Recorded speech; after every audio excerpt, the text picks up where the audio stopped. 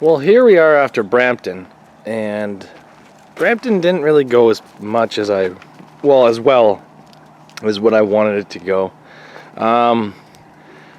The car's done, and it's really sad to say that this car is done because it actually still runs amazing. And I'll tell you what took me out, and I can better prepare for it for the next cars, but on this car, it's done. The actual thing that took me out had nothing to do with the frame, nothing to do with anything. It was the alternator. The alternator and the hood became one. They got merged together, and now I had to rip apart the wiring, but I was able to get it started up and drive it out of the ring. I actually pushed a couple of my buddies back to their trailer. So this is what happened. The rear end came into the inside of the truck, inside of the car, because I took a couple good shots here. I think that was mostly me backing up. But as you can see, my threaded rod, and where I locate my threaded rod just behind my subframe, I did that on the Mazda as well, has actually kept the frame solid and tied together, even right up to the speaker deck. As you can see, the rod has now bent from here to about there. So I think I'm going to continue putting my rod where I put it, because that kept the frame back all the way to the speaker deck. And this thing was only a single notch right there, but it actually gave way right there and bent 90 inward and then up, which works for me, to be honest. I'm not going to complain. There's no reason to complain if something comes in so nicely like that. Now the driver's side has not done that. As you can see at my notch, it came straight up, but it actually looks like it comes down to the notch from there to there.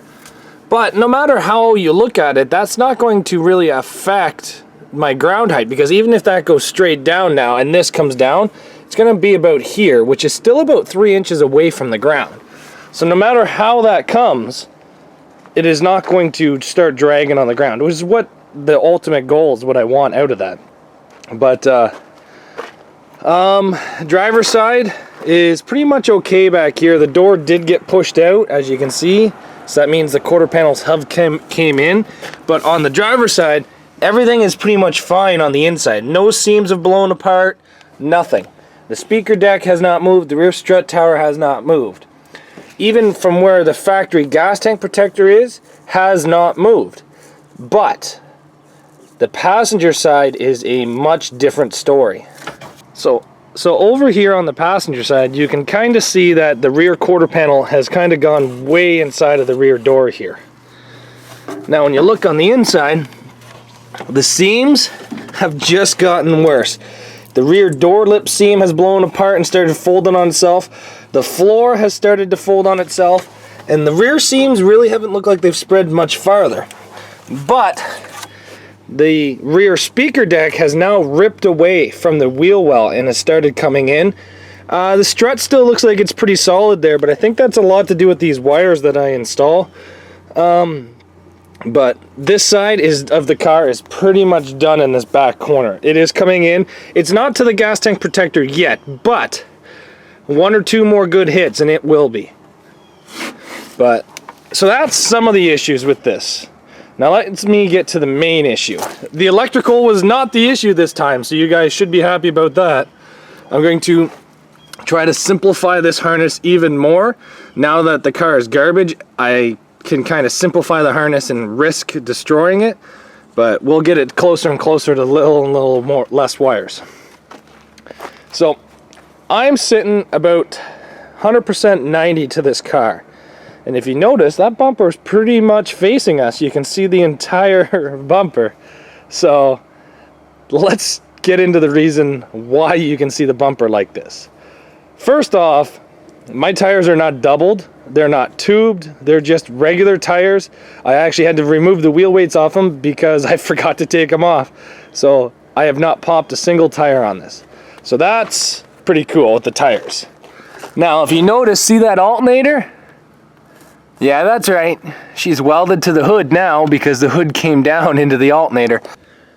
I tried to put an airbag between the alternator and the hood of the roof before I went into the Derby as a isolator so that the alternator would not arc out, but I'm pretty sure it just wore right through that airbag. Now, the reason why this bumper's on such a big angle that it is one, my subframe kinked and hit the ground. And that's not good. This car is pretty much junk because of that. I can still drive it, but one or two more hits and this thing's gonna come right in, like to the tire.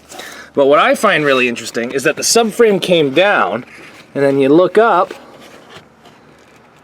I don't know if you guys can see that, but the frame has gone so far up. The frame has gone so far up that it is crazy. Like, I'll have to get this hood open in a later video and show you guys, but if you look right there, see that ripped seam inside there? That is my frame. My frame is almost touching my hood. So this thing here is done. This front passenger side has pretty much imploded on itself. And it still runs and drives, but the problem is that it's too damaged to take back in. Now the interesting thing is I did not pop my rad yet. Not yet. So I'm not really sure what to think about that. Maybe how tall the bumper is, it saved it, but I don't know. I don't know. Look at how bad that frame bent. Oh my god. Everything looks so mangled. I'll have to cut it off and start getting ready for my next ones. But the real downside of this whole derby is I did not qualify for Rockton. I came 5th overall, and 5th does not get you a ticket to Rockton, unfortunately. So I will not be entered into Rockton championships with Thrill Show this year. This will be the first year in 4 years I've not qualified, and it does really kind of suck, but what are you going to do? Half the derbies I usually go to around here are Thrill Show, and this year they have very little derbies around here. I guess they've just been losing out at the local fairs. I'm not sure, but I did not qualify, so we will not be going to Rockton this year. We might go to Erin. It's been 4 years since we've been to Erin, so we'll go there, run a company that we don't really run, which is called Extreme Motorsports. Who knows? We'll see what happens. But let's get this thing started, drive off the trailer, and load the next car for today, which the derby starts in 4.5 hours. So let's get going.